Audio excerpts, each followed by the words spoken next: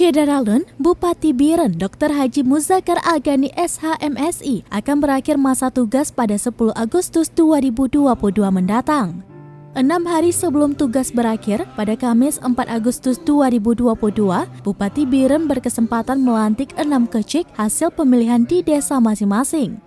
Pelantikan yang dihadiri Ketua DPRK Biren dan unsur Forkopimda Biren, Kepala DPMGP KB Biren, para asisten maupun camat, serta beberapa kepala bagian berlangsung di Oprum Kantor Bupati Biren.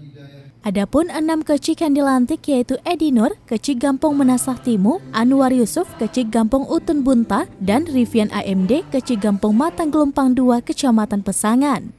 Selanjutnya Safwadi, Kecik Gampong Paya Barat, Kecamatan Pedada, Jeleni, Kecik Gampong Menasah Barat, Kecamatan Simpang Mampam, dan Zulfikar, Kecik Gampong Daya Baru, Kecamatan Pesangan Siblahkrung.